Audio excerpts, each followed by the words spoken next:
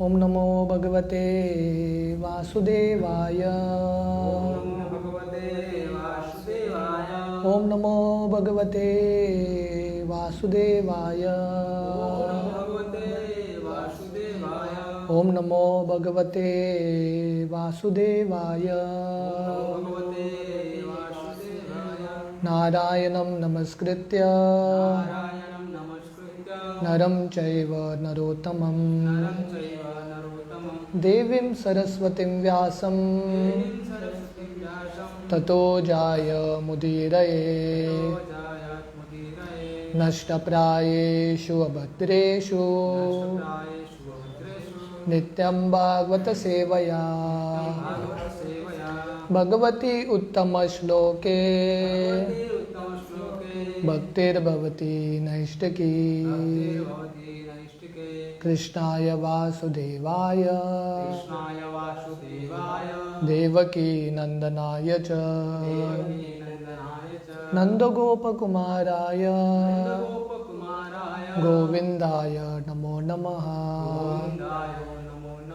नमो पंकजनाभाय नमो पंकजमालिने नमो पंकजनेत्राय नमस्ते पंकजांग्रये।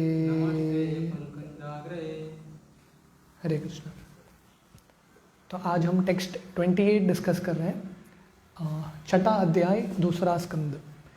इति संवृत संब्राह पुरुषा ववयेरहम्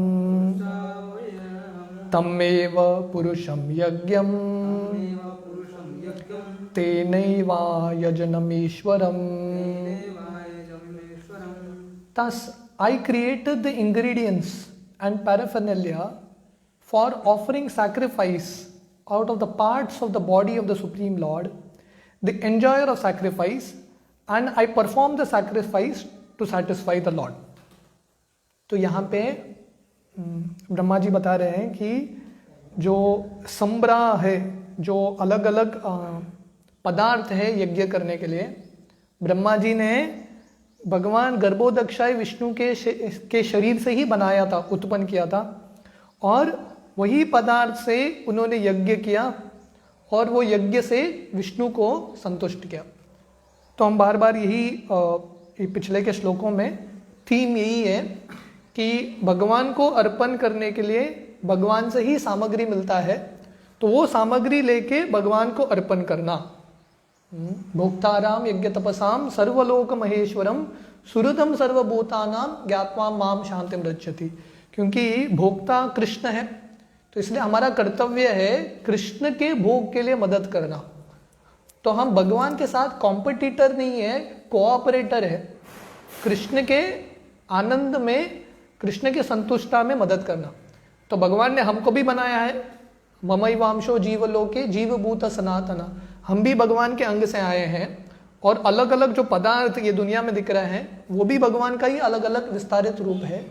तो हमारा कर्तव्य है ये सब पदार्थों को लेके कृष्ण को अर्पण करना, वापस वो सर्कल कंप्लीट करना, है कि नहीं। भगवान ने सब कुछ हमको दिया है, इसलिए हमारा कर्तव्य है वापस वही चीजों को भगवान को अर्पण करना भक्ति के भाव से।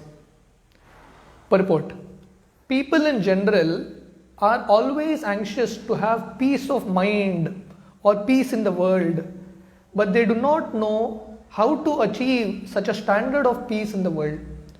तो दुनिया में हर एक व्यक्ति मन में शांति और दुनिया में शांति चाहता है कि नहीं। कुछ पीड़ा नहीं होना चाहिए, मन शांत होना चाहिए, और दुनिया में भी ज़्यादा पीड़ा नहीं होना चाहिए, युद्ध नहीं होना चाहिए, शांत होना चाहिए दुनिया। पर लोगों को शांति का फॉर्मूला पता नहीं। अगर मैथ्स में कुछ प्रॉब्लम सॉल्व करना है, फॉर्मूला होता है। अगर बच्चा एग्जाम में वो फॉर्मूला ही भूल गया तो प्रॉब्लम कैसे सॉल्व करेगा। तो वैसे ही भगवद गीता एक बुक है, मैनुअल है, जो हमको फॉर्मूलाज देता है जिंदगी के अलग अलग पहलू को कैसे सॉल्व करें। अगर ये प्रॉब्लम है तो ये फॉर्मूला अप्लाई करो, ये प्रॉब्लम है ये फॉर्मूला अप्लाई करो। तो गीता एक बुक है, ऐसा एक डाइजेस्ट होता है ना। बच्चे अगर मैथ सॉल्व कर रहे हैं तो उनका एक डाइजेस्ट होता है, एक पुस्तक होता है जो अलग अलग फॉर्मूला देता है। तो गीता वैसा पुस्तक है।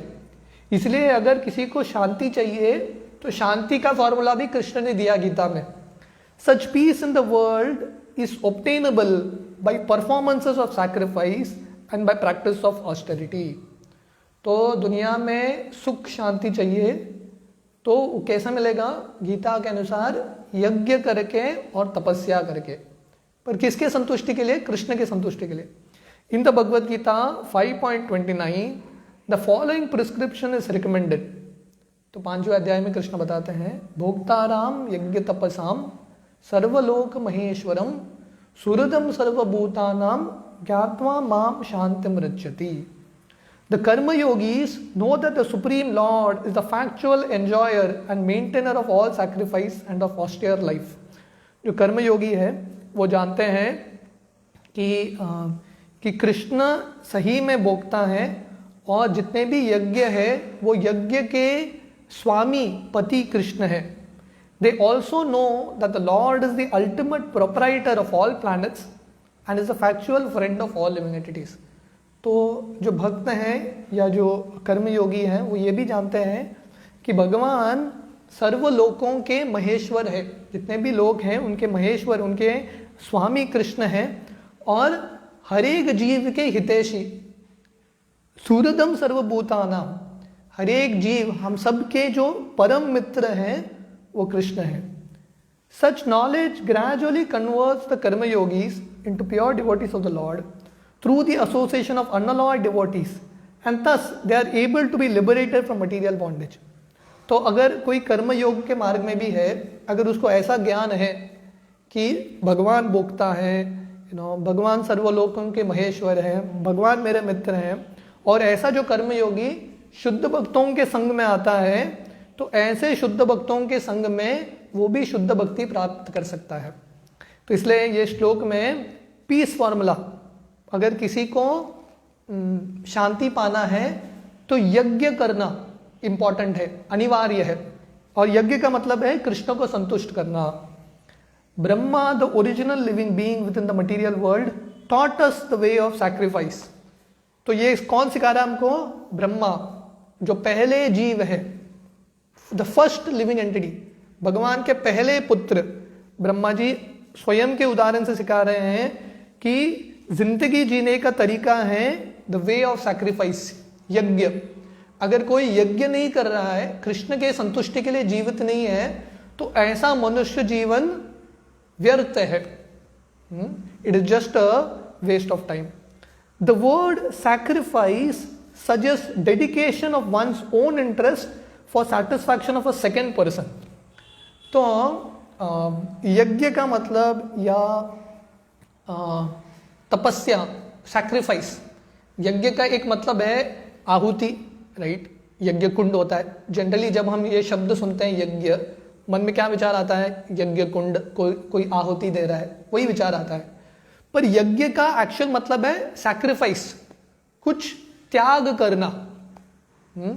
हम जब अर्पण करते हैं अलग अलग वस्तु यज्ञ कुंड में, हम क्या बोलते हैं?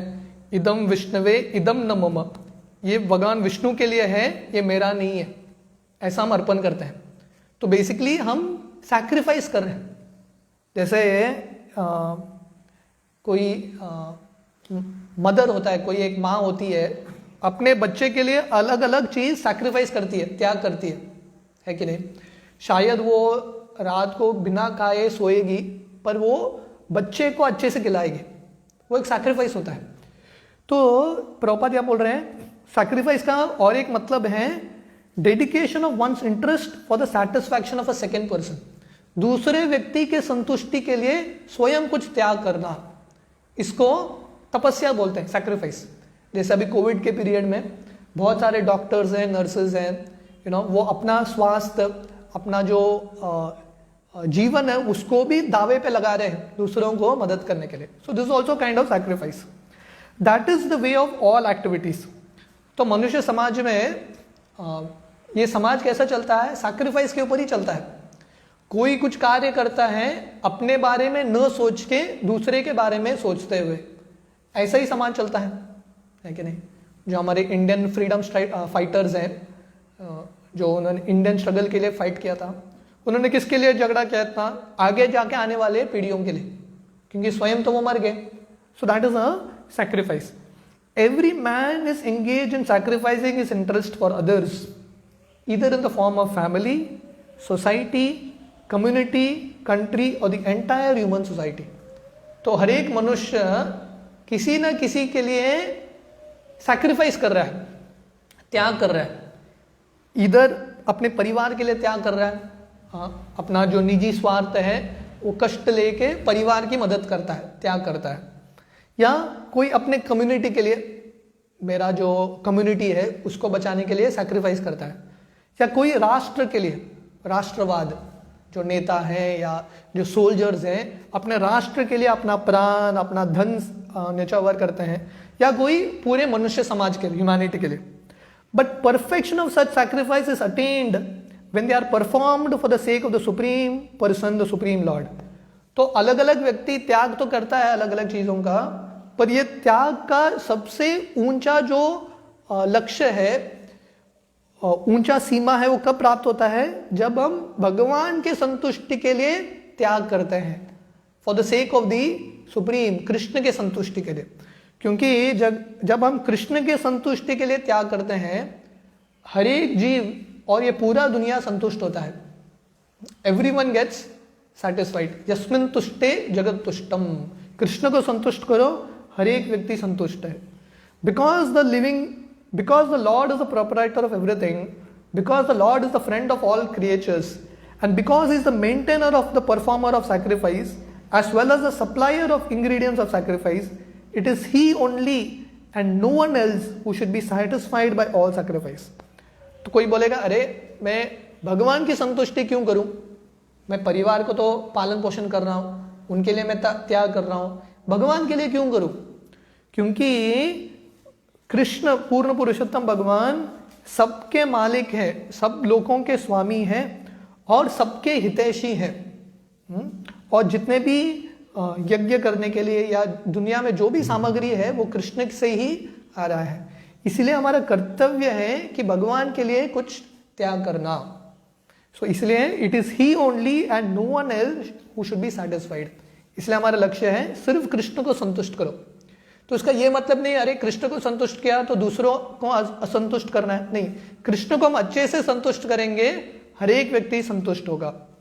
The whole world is engaged in sacrificing energy for advancement of learning, social upliftment, economic development, and plans for total improvement of human condition.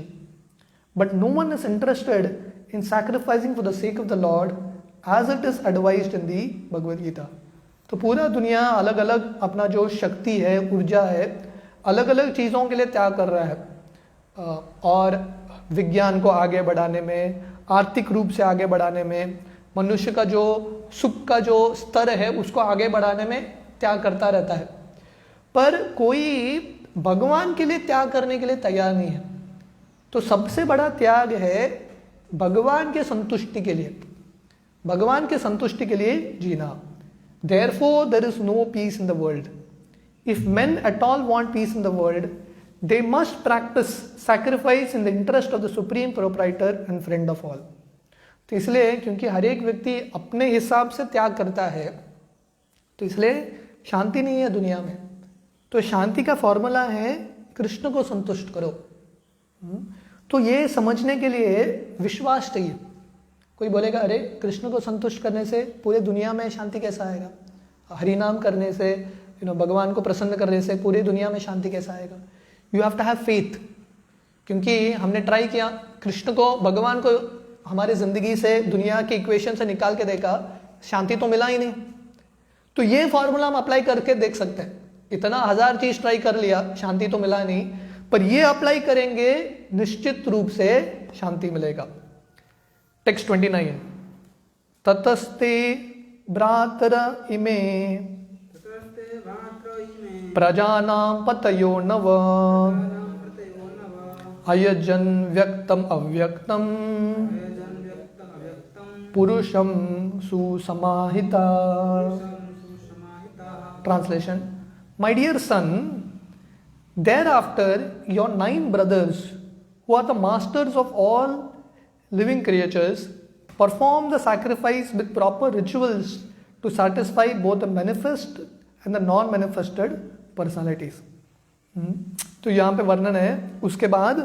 तो यहाँ पे ब्रह्मा जी बोल रहे हैं कि जब उनका उत्पन्न हुआ, वो जब जन्म लिए गर्भोदक्षाई विष्णु के नाभि से, वो अकेले थे, इसलिए भगवान विष्णु के अलग अलग अंगों से उन्होंने यज्ञ का पदार्थ तैयार किया और यज्ञ प्रारंभ किया विष्णु की संतुष्टि के लिए। उसके बाद बोल रहे हैं ततस्ते भ्रातर इमे, उसके बाद नारद मुनि को बोल रहे हैं आपके जो 9 भाई हैं वो भी यज्ञ शुरू करते हैं भगवान की संतुष्टि के लिए।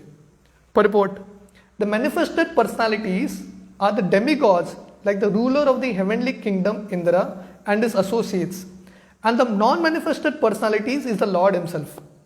तो यहाँ पे वर्णन है कि नारद मुनि के अलग अलग भाई, मतलब अलग अलग जो देवता हैं जो ब्रह्मा जी से आते हैं, वो सब इंद्र इत्यादि भगवान के संतुष्टि के लिए प्रसन्न करते हैं, यज्ञ करते हैं।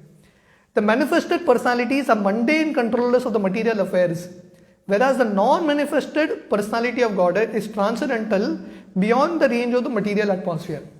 तो यहाँ पे वर्णन है अजयन व्यक्तम अव्यक्तम पुरुषम सुसमाहिता।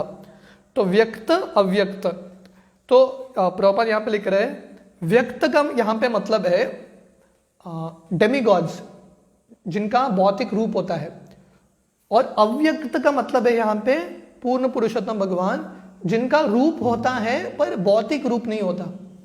इसलिए जो देवता हैं जो व्यक्त हैं जिनका भौतिक रूप है वो विष्णु की संतुष्टि के लिए यज्ञ करते हैं। In this age of Kali the manifested demigods are also not to be seen, for space travel is completely stopped. तो अव्यक्त का एक डेफिनेशन है जो हमारे आंखों से परे है, जो हमारी इंद्रियों से हम समझ नहीं सकते।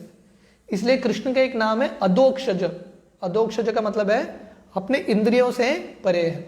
तो प्रॉपर यहाँ पर लिख रहे हैं उस समय जब ब्रह्मा जी देवताओं को भी बनाते हैं, उस समय देवता भी कृष्ण को विष्णु को देख नहीं पाए, उनके लिए भी भगवान अव्यक्त थे। क्यों? क्योंकि अपने भौतिक इंद्रियों से भगवान दिखते नहीं है। इसलिए आप भागवतम पढ़ेंगे, जब भूमि देवी पे बहुत सारा बोझा होने लगा, कंस इत्यादि असुर बढ़ने लगे, तो भूमि देवी ब्रह्मा जी के पास जाती है, मेरा मदद कीजिए। ब्रह्मा जी सब देवताओं के साथ क्षीर सागर क्षीरोदक्षाई विष्णु के पास जाते हैं। तो वर्णन आता है पुरुष सुक्त, ये जो अध्याय है पुरुष सुक्त कन्फर्म्ड। पुरुष सुक्त का मतलब है भगवान के गुणगान, गर्भोदक्षाई विष्णु क्षीरोदक्षाई विष्णु के गुणगान। तो ब्रह्मा जी और देवता क्षीर सागर के तट पे बैठ के पुरुष सुक्त गाते हैं। उनको भगवान विष्णु का आवाज सुनाई देता है, और वो भी ब्रह्मा को, बाकी देवताओं को तो भगवान का दर्शन भी नहीं होता। तो देवताओं के लिए भी भगवान अव्यक्त है। और प्रॉपर लिख रहे हैं कलयुग में हम सब जीवों के लिए भगवान तो अव्यक्त हैं, भगवान तो दिखते नहीं है हमारे आंखों से, देवता भी अव्यक्त है, क्योंकि ये कलयुग में देवता ये धरती पे आते नहीं है। इंटरप्लैनेटरी जो स्पेस ट्रैवल है वो कंप्लीटली बंद हो चुका है। इसलिए बहुत सारे लोगों को, स्पेशली जब शास्त्र पढ़ते हैं, उन लोगों को विश्वास नहीं होता, अरे इंद्र करके कोई है क्या, चंद्र करके कोई है क्या। उनको लगता है ये सब काल्पनिक चीजें हैं। क्यों? क्योंकि हमारे इंद्रियों के सामने ये सब व्यक्ति दिखते नहीं है। इसलिए जो चीज हमारे इंद्रियों के सामने दिखता नहीं है वो देखने का तरीका है शास्त्र चक्षु। शास्त्रों के माध्यम से हमको देखना है। So both the powerful demigods and the supreme person of godhead are non manifested to the covering eyes of the modern man. इसलिए कलयुग में भगवान भी अव्यक्त हैं, भगवान भी दिखने वाले नहीं है हम सब जीवों को, और देवता भी दिखने वाले नहीं है। पर ये देखने का तरीका क्या है? अगर हम क्वालिफाइड होंगे, अगर हम सही रूप से भगवान की भक्ति करेंगे, तब भगवान हमको उनका दर्शन देंगे। प्रेमांजन चुरित भक्ति विलोचनेन संत सदैव हृदयेषु विलोकयन्ति। ये ब्रह्मा जी का ही प्रार्थना है। ब्रह्मा जी स्वयं ब्रह्म संहिता में बताते हैं जो संत हैं, भगवान के भक्त हैं, क्योंकि उनके आंखों में प्रेम का अंजन है, इसलिए वो भगवान को हर एक जगह पे देख सकते हैं। तो जो भगवान अव्यक्त है वो उनको देखने का तरीका है भक्ति। Modern men want to see everything with their eyes although they are not sufficiently qualified. तो ये आधुनिक समाज का एक बीमारी है। बीमारी क्या है? वो सब अपने आंखों से देखना चाहते हैं। दिखाओ, भगवान की भक्ति करो, लोग बोलेंगे भगवान को दिखाओ। बोलेंगे शिव जी, ब्रह्मा जी, इंद्र वगैरह हैं, बोलेंगे दिखाओ। उनको अपने आंखों पे विश्वास है। पर हमारे आंखों से हम कितना चीज देख नहीं सकते, है कि नहीं? कोविड वायरस दिखता है क्या आंखों से?